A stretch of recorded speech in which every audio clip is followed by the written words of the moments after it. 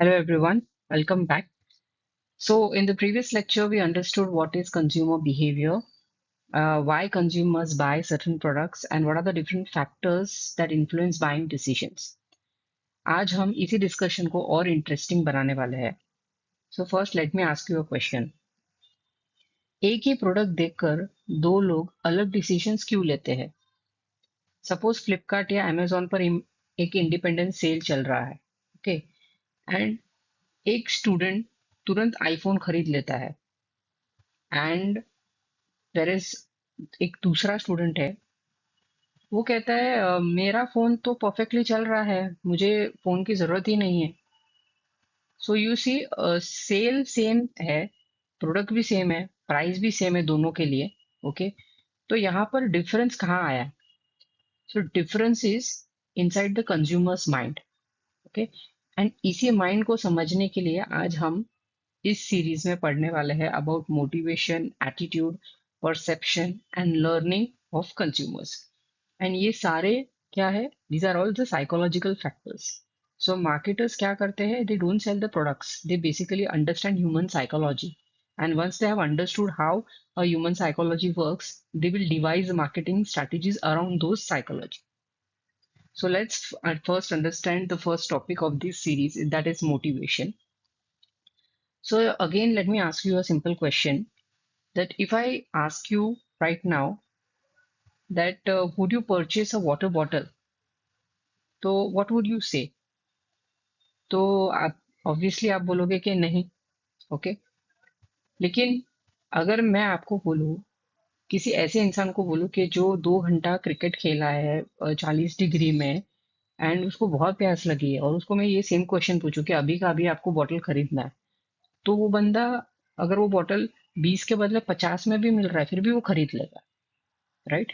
तो ये क्यों होता है? बिकॉज यहाँ पर ये इंडिविजुअल का जो नीड है वो बड़ा ही स्ट्रांग हो गया है as compare to the first individual. And इसी को हम लोग बोलते हैं इंटरनल फोर्स ऑफ मोटिवेशन. तो मोटिवेशन का सिंपली मतलब क्या है? That's a inner drive that pushes us to take a action. Okay, so marketing का काम क्या है? सिर्फ प्रोडक्ट बेचना नहीं होता है. मार्केटिंग का काम ये भी है to identify the need of the consumer. जहाँ पे नीड रहेगी वहाँ पे आपका प्रोडक्ट बिकना ही बिकना है. ओके, यहाँ पे एक हम लोग एक और एग्जाम्पल लेंगे. सपोज आप परफेक्टली हेल्दी हो एंड आप अपना फोन मतलब इंस्टाग्राम आप देख रहे हो, and when you are scrolling through the Instagram you just come across a particular reel where you see a fitness influencer that he's saying that there is a 30 days transformation challenge. Suddenly उसको देख के आपको लगने लगता है, अरे यार मुझे भी जिम ज्वाइन करना चाहिए, क्या मुझे ये मोटिवेशन चैलेंज लेना चाहिए या नहीं लेना चाहिए. Your you will start thinking about that particular thing. तो नीड पहले भी थी, ओके, लेकिन मोटिवेशन कहाँ से मिला? मोटिवेशन मिला आपको उस एडवर्टीजमेंट से जिसने आपकी नीड को एक्टिवेट किया कि अरे यार I genuinely want to do this. Okay, so this is how the motivation works in the marketing scenario. So you've already studied the Maslow's need theory in the subject organization behavior in semester one. So there we learned about how managers motivate employees. But in consumer behavior, we ask a different question, right? The theory remains same, but the question is completely different. That is, we will ask here, which human need is product satisfying? Okay, a good marketer doesn't just sell a product, they sell a solution to a human need, right? So now let's understand the 5 levels of the Maslow need hierarchy. The first level is the physiological needs. So these are basically our basic needs like food, water, shelter, education, medicine, right? So example, when you're hungry, you don't think about luxury brands, right? So, for example, when you're hungry, you will not think about I want to purchase a Rolex watch, right? You will think about only eating something. You will always think about grabbing a bite from wherever possible. Okay, so what is the marketing strategy at this particular level? So companies here focus on availability, affordability, and also convenience because this is the basic need, right? For example, Amul promotes nutrition, or you can say Bisleri focuses on safe drinking water, or the uh, best example would be Zomato and Swiggy. Like they advertise, "Are you hungry? Order now in 10 minutes," right? So your why do food delivery apps send notification around lunch and dinner time, right? Because they want to activate your need, as we discussed in the first slide. That motivation is activation of needs, right? So that's what the companies do. Then talking about the second level of need, that is a safety need. So once your basic needs are fulfilled, right, you are going to look for protection and security. Okay.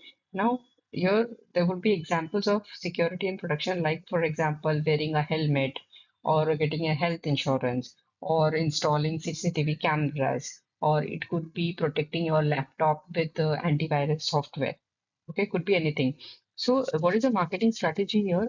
That they use words and phrases like, safe hai, like anchor switches, jhatka nahi lagega, or security, reliable, guaranteed, that if you are not satisfied, then you will get the money back. Na? So, trusted. So, all of these are the strategies that are being used at this particular level.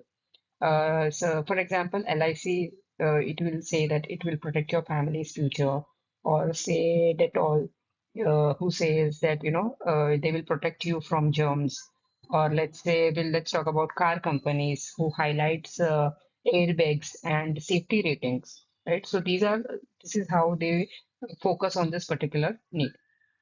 Then moving on to the next level, that is the love and belonging. So people, we all know that human beings cannot live in isolation, and everyone wants love, friendship, and acceptance, right? So here we talk about birthday gifts, Valentine Day gifts, family dinners. So how do marketers, devise strategies around this particular need? So what do they do? Brand, they don't just sell products, they sell emotions and relationships. Okay, for example, you can see Cadbury's festive campaigns, right, wherein we see a family having a get together, having a good time together, so happy moments together. Then we also see advertisements of Coca-Cola where they had run a campaign for share a cola, for a sense of belonging. Then we can also see advertisements of McDonald's, family meal advertisements, right? So all these different advertisements show a lot of love and belonging and a lot of, sense of being with people around people. Okay. So then the next level, level four, are the esteem needs. So these esteem needs are basically people want, respect, and so these needs are basically ego satisfying needs. Okay, because once we have the basic needs, a human will always think about that, because human is a social animal, and when he sees the people around him कि इसके पास तो car है, इसके पास ये वाला brand का घड़ी है, या फिर इसके पास ये चीज है, तो यार मेरे पास भी होना चाहिए, या फिर मेरा स्टेटस सिंबल क्या है, I want to purchase that. So this is all about respect, recognition, and status. Okay. So here there are examples of company like iPhone, Rolex, or premium clothing, or any top-notch brand that a consumer expects to own, right? So here the marketing strategy would be, brands will try to create exclusivity and premium positioning. They will also use celebrity endorsements, luxury packaging, and premium pricing to make customers feel special, right? So here the question is, do people buy iPhone only because of its camera, or because of its iOS, or what is that main thing that people purchase iPhone, or because of what the brand says about them, right? So every individual will have a different answer, right? And most probably the answer would be, owning an iPhone is a status symbol rather than its iOS, right? And the next level of need is a self-actualization need. Now, this need is to become the best version of yourself, okay, achieving everything in life. So, here you can take examples like, for example, learning a new skill or traveling the world or let's say writing a book or starting an NGO, right? So the what are the marketing strategies here? So brands inspire customers to grow, achieve, and fulfill their dreams. So here you can take examples of let's say Decathlon, right? It promotes active lifestyle and not just sports equipment. Also, a platform Coursera or Udemy, where they promote people to learning new skills. Okay, or another example would be of Nike, right? So these are the few examples. So whatever, so whenever you see a product, right? So don't ask what is this product. Ask which human need is this product satisfying. So that's exactly how marketers think. The better they understand consumer needs, the better they can design the products, advertisement campaigns, and marketing campaigns around it, right? Next, attitude. So let's understand this with a simple example. Imagine that two friends go to a food court. Okay, one says, "Let's eat at Domino's. I love their pizza." Okay, and the other one says, "No, yeah, Pizza Hut is much better." Now think for a second. Both brands sell pizza. So why are their choices different, right? The answer is attitude. What is attitude? So attitude is basically a person's learned positive or negative feeling, or you can say a belief or an opinion towards a particular product, brand, it can be person or any idea, right? So it develops over time through personal experiences or different advertisements, word of mouth, or even social influence. So once the attitude is formed, it is relatively stable and does not change easily. Okay, for example, if you had an excellent service at Reliance Digital, you'll probably visit the same store again and again, right? But if you had a bad experience at a particular restaurant, you will completely avoid going there. And you may even share a negative word of mouth about that particular restaurant. So that is the power of attitude. So once consumers have developed a good attitude about your brand, that particular consumer is going to be a repeat customer. Okay. Now let us understand the ABC model of attitude. To understand this attitude better, remember a simple formula ABC, where A stands for affective, that is feelings, and B stands for behavioral, that is action, and C stands for cognitive, that is belief or thoughts. So first, we will talk about affective. So affective is basically that how do you feel about a particular brand?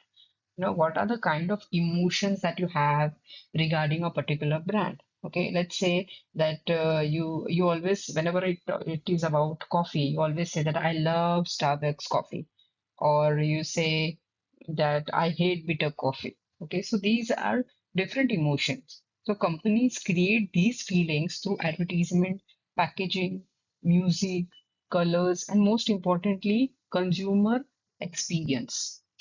How do you feel when you enter a particular restaurant, or how do you feel when you enter a particular theater, or how do you like the experience of a particular spa? So it's all about how you feel when you are actually using that particular product.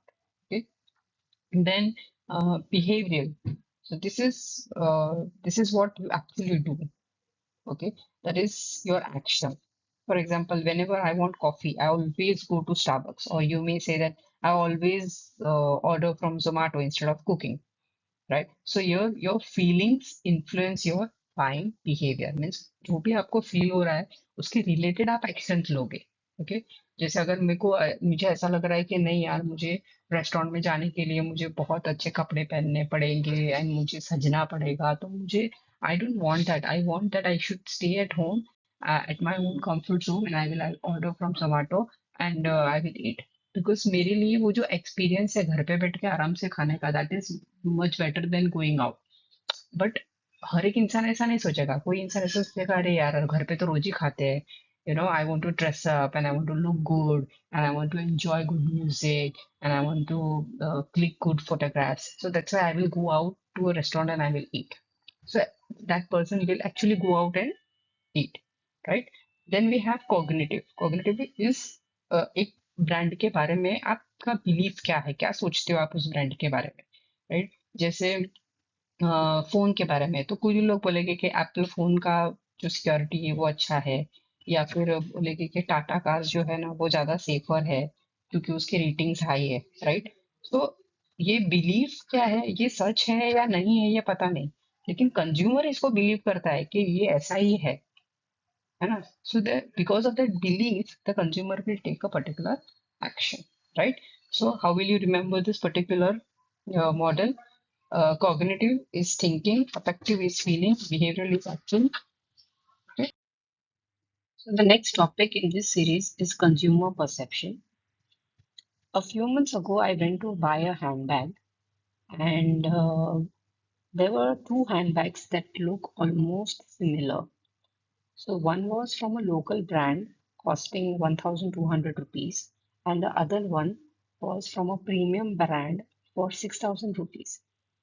So when I picked up the expensive one, I immediately thought this must be better quality.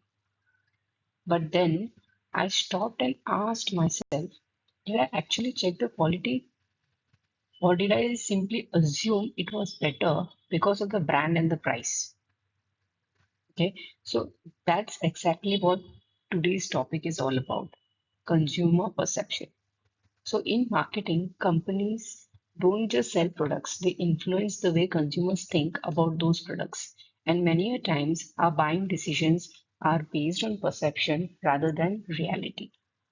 So, consumer perception is basically a process by which consumers select, organize, and interpret information and then create a meaning about a product, brand, or a service. So, in very simple words, perception is not the reality. Okay, perception is only your version of reality. Okay, so two people can look at the same product and have a completely different opinion. So, now let's understand what is the role of perception in consumer buying decisions. So, first one is selective attention. So, every day we are surrounded by thousands of advertisements on Instagram, YouTube, billboards, WhatsApp, television, and wherever we go. So, do we notice every advertisement? Of course not. Our brain acts like a filter.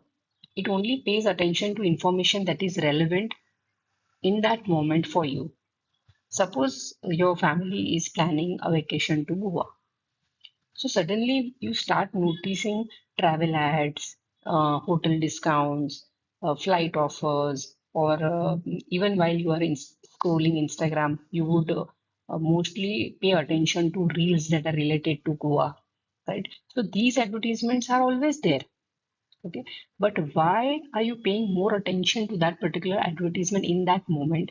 That is because back of the mind you are planning that particular trip, right? So that moment your need changed, your attention changed. Okay, I'll give one more example. Suppose that you are planning to buy an electric vehicle.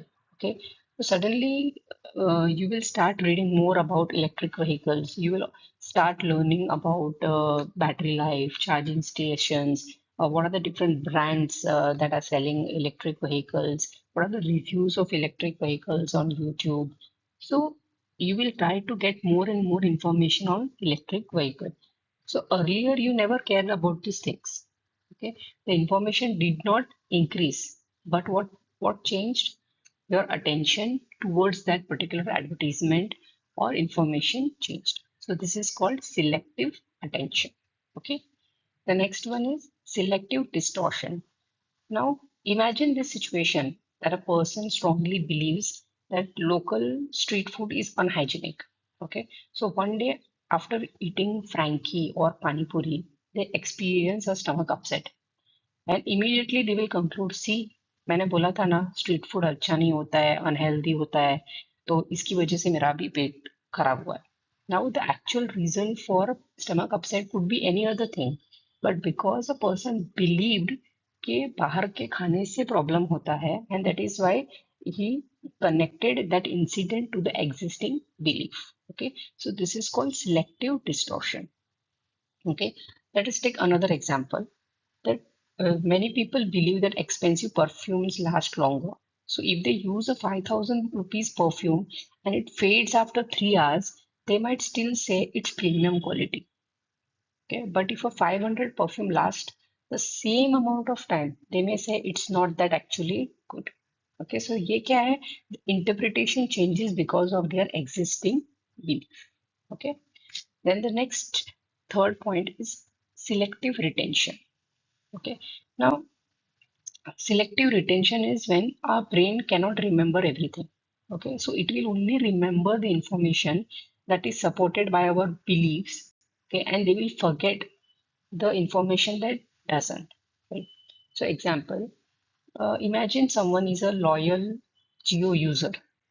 So, whenever they hear positive news about Geo's network or services, they remember it.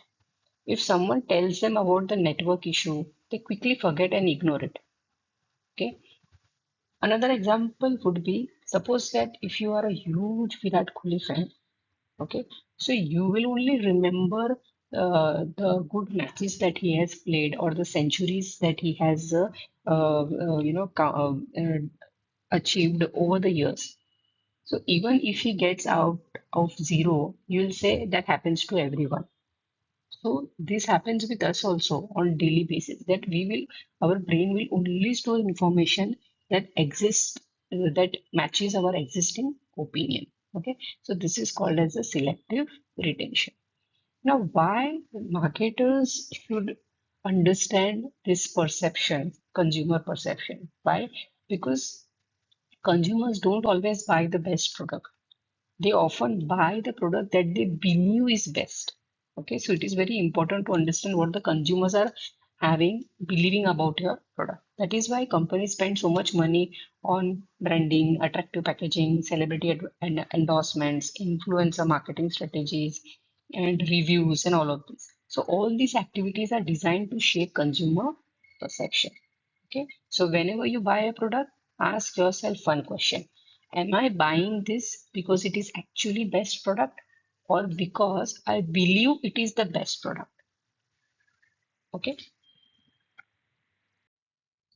Next, consumer learning. So consumer learning simply means a change in consumers' behavior because of experience. In simple words, you can say learning means experience changes behavior. Okay, so when consumers try a product or they watch an advertisement or read a review or they are observing others or repeatedly using a particular brand, they are learning something. And that learning influences their future buying decisions.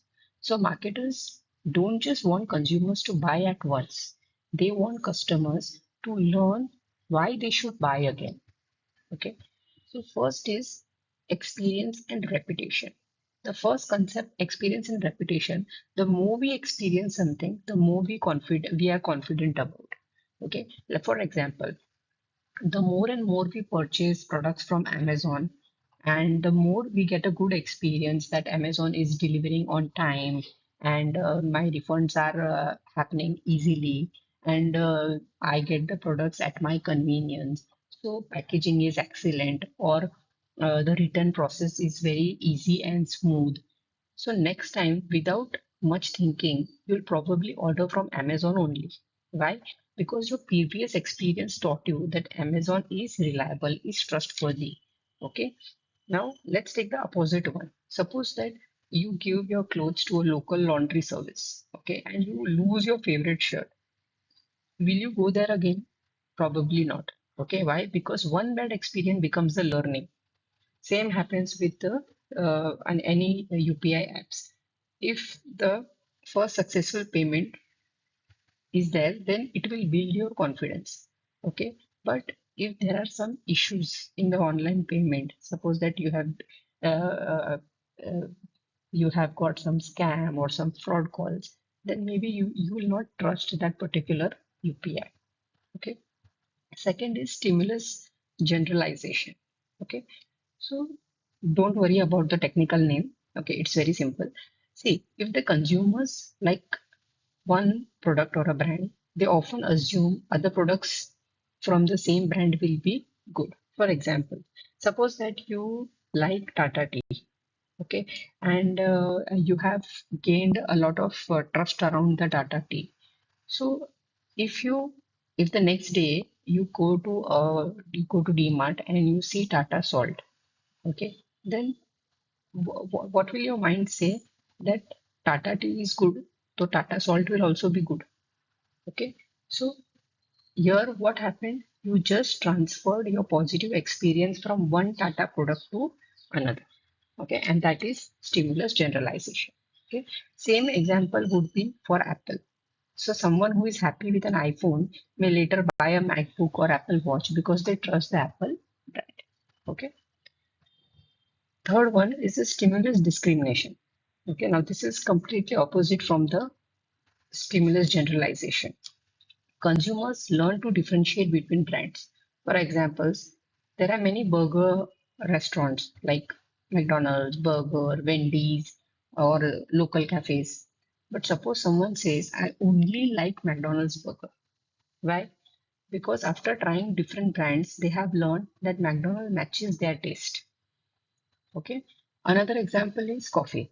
Many cafes sell coffee, but some people say I only prefer Starbucks. Okay, that is because that preference is learned through experience. So consumers don't treat every brand as the same.